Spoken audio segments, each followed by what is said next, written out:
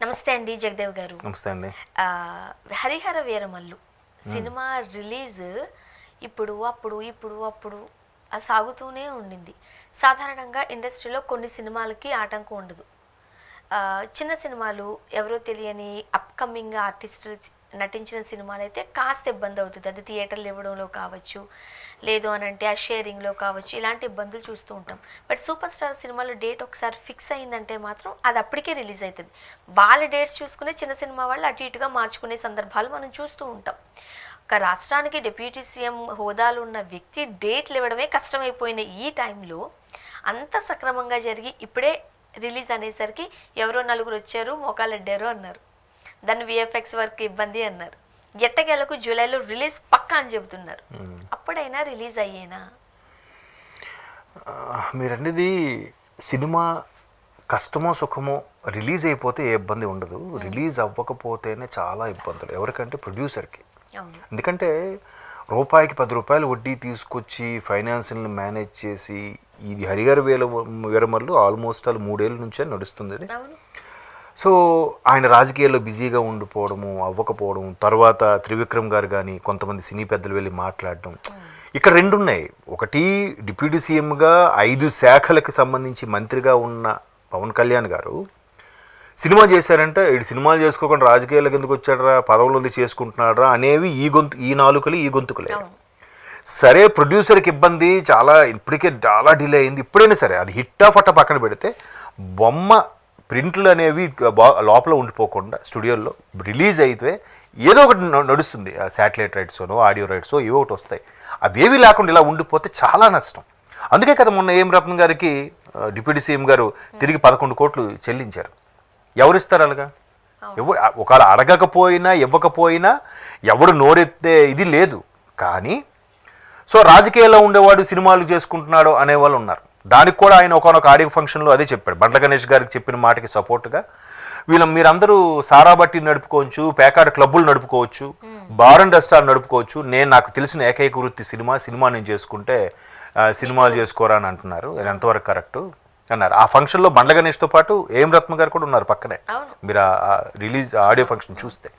So అట్లాంటి పవన్ కళ్యాణ్ గారు ఒక 5 శాఖలకి మంత్రిగా వ్యవహారాలన్నీ చూసుకుంటే అటవీ శాఖ, దాన్ని ఏమంటారు, పట్టణాభివృద్ధి, గ్రామీణాభివృద్ధి, ఇవన్నీ కూడా అటవులు, ఇవన్నీ చూసుకొని చేసుకునేసరికి అడ్జస్ట్ అవ్వట్లేదు. బట్ ఆ రోజు చాలా మంచి ప్రోగ్రామ్ అని చాలా మంచి పేరు కూడా వచ్చిందండి. గ్రామాల్లో ఉన్న వారోత్సవాలు నిర్వహించారు. అవును కరెక్ట్గా లాస్ట్ ఇయర్ ఏదైతే క్యాన్వాసింగ్కి వెళ్ళాడో మళ్ళీ వస్తానని చెప్తే అదే రోజు ఆ ముసలావిడ వెయిట్ చేస్తుంటుందని అక్కడ వాళ్ళ అబ్బాయికి మలేషియాలో ఫైర్ యాక్సిడెంట్లు ఇరుక్కున్నా కూడా ఇమీడియట్గా వెళ్ళాలంట. బట్ ఈమెను మాటిచ్చాడు. కలిసిన తర్వాత ఈవినింగ్ ఫ్లైట్లో వెళ్ళాడు ఆయన. అంటే కమిట్మెంట్ చూడండి అక్కడ. సో అట్లాంటి పవన్ కళ్యాణ్ గారికి ఆఖరికి దిల్ రాజు గారు లాంటి వాళ్ళు కొంతమంది ప్రొడ్యూసర్ కౌన్సిల్ కూడా వెళ్ళి సార్ మీరు ఏదో అడ్జస్ట్ చేయాలి. 3 ఉండిపోయాయి. ఉస్తాద్ భగత్ సింగ్, హరిహర వీరమల్లు, తర్వాత ఓజీ. సో హరిహర వీరమల్లు అన్నీ అయిపోయాయి. బట్ ఎలాగ కొన్ని మేనేజ్ చేశారు. ఈవినింగ్ టైంలో 7 తర్వాత కొన్ని అక్కడ దగ్గరలో సెట్స్ వేయడము, ఏదో చేయడము, లేదంటే రాత్రి ఆయన ఇక్కడ హైదరాబాద్ వచ్చి మళ్ళీ వెళ్ళడం, చాలా ఆయన కూడా స్ట్రగుల్ అవుతున్నాడు. బట్ చెప్పడు ఆయన ఎక్కడ బయటికి పబ్లిసిటీ చేసుకోవడం. సో మొత్తానికి అంతా ఆయన టాకీ పాడుతూ డబ్బింగ్ అన్నీ అయిపోయి పోస్ట్ ప్రొడక్షన్ వర్క్స్ కొన్ని ఉన్నాయి. దానివల్ల డిలే అవుతుంది. ఇంకా ఆయన తప్పేం లేదు. హరిహర వీరమల్లకి ఆయన నుంచి అన్ని పనులు అయిపోయి గుమ్మడికాయ కొట్టేశారు. ఓకే.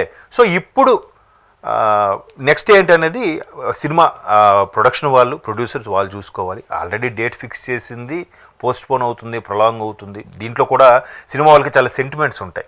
అది కాకుండా దగ్గరలో కొన్ని చిన్న సినిమాలు ఉంటాయి, వాటికి ఇది ఎఫెక్ట్ పడుతుందేమో అని పోస్ట్ పోన్ చేయడం, లేదా పెద్ద సినిమాలు ఒకేసారి 2 వచ్చినప్పుడు అడ్జస్ట్ చేసుకోవడం. సంక్రాంతికి సమ్మర్ హాలిడేస్ కంటే పర్వాలేదు. సమ్మర్ హాలిడేస్, సంక్రాంతి, దసరా, ఈ 3 మనకి సినిమా వాళ్ళకి పెద్ద పండగ డేట్స్. ఈవెన్ క్రిస్మస్ హాలిడేస్ కూడా. అది కాకుండా ఏదైనా అయినప్పుడు కొంచెం ఇలాంటి అడ్జస్ట్మెంట్లు అవి చూసి పోస్ట్ పోన్ చేస్తూ ఉంటారు. మేబీ రకరకాల రీజన్స్ అయి ఉండొచ్చు. అంటే వేరే హీరోలకి ఎవరికైనా అప్కమింగ్ ఇంకో హీరోలకి ఏదన్నా ఇబ్బంది వస్తే ఇంత ల్యాగ్ ఉండేది కాదేమో. ఇప్పుడు పవన్ కళ్యాణ్ గారు లాంటి పెద్ద స్థాయి వ్యక్తికి విఎఫ్ఎక్స్ ఎందుకు అంత ఇబ్బంది అవుతుంది? రాత్రి కూర్చొని చేశారు వర్క్ అంతా. సో ఎవరో నలుగురు ఉన్నారు, మోకాళ్ళు అడ్డుతున్నారు. ఇప్పుడు జూలైలో ఏదో మనకి సాటిస్ఫాక్షన్ కోసము, లేకపోతే అభిమానుల్ని కాస్త ఊరించడం కోసమో డేట్ ఇచ్చారు, కానీ అది కూడా పోస్ట్ పోన్ అవుతుంది. లేదు అలా మొఖాలు అడ్డే అంత పరిస్థితి ఏమీ లేదు, కానీ అంటే ఆ కానీ స్థాయి అన్నారుగా అల్లు అరవింద్ గారు ఆ నలుగురిలో నేను లేను అని. ఇప్పుడు ఆ నలుగురు అని ప్రశ్నించినోడు మీడియా మిత్రుడే కదా, మీకు అర్థమవుతుందా? దానికి అడిగిన దానికి ఈయన చెప్పుకున్నాడు ఏదో, బాబు నాకు ఆపాదించకుండా నేను లేను అని. ఓకే, అసలు నలుగురు లేరు అనాలి కదా అంటున్నా.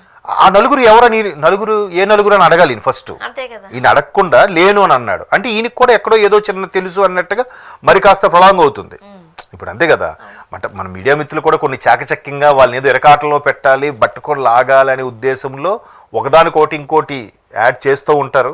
అది కొన్నిసార్లు చినికి గాలివాన్ అవుతుంటుంది, కొన్నిసార్లు అక్కడికి అది కామప్ అయిపోతుంది. ఇప్పుడు రోజుల్లో వైరల్ అవుతుంది ఎక్కువ. సో అలాగ అంత స్థాయిలో ఆపే ఇదైతే ఎవరికి లేదు.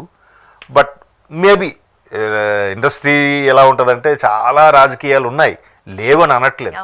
కాకపోతే అందరికీ తెలిసిన వ్యక్తులు కాబట్టి మనం కాస్త కళ్ళు పెద్ద చేసుకుని బోతతో బట్టి వెతుకుతూ ఉంటాం. ఏంటి పవన్ కళ్యాణ్ గారు వచ్చేసరికి ఇప్పుడు మొన్న కూడా స్ట్రైక్ అన్నారు, ఎవరు ఎగ్జిబిటర్ స్ట్రైక్ అన్న వెంటనే సినిమా థియేటర్ ఓనర్స్ కూడా స్ట్రైక్ చేస్తారు మొన్న June 1 నుంచి అనుకున్నారు. మళ్ళీ ఏమైందో తెలియదు, రాత్రి కామప్ అయిపోయింది, నేను చేయట్లేదు అన్నారు. దిల్ రాజు గారు పిలిచారు, మీటింగ్ పెట్టారని.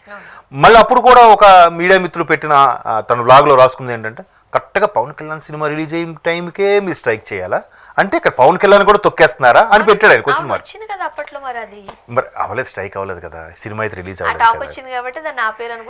అదే ఇప్పుడు చెప్తాను కదా, అదిగో పులి అంటే ఇదిగో తోక అనే రకాలే. మరి మరోపక్క నేను అగ్రెసివ్ పాలిటిక్స్ చేయడానికి సిద్ధంగా ఉన్నాను అన్న పవన్ కళ్యాణ్ గారు ఇప్పుడు సినిమాల్ని రాజకీయాల్ని ఎలా బ్యాలెన్స్ చేస్తారు?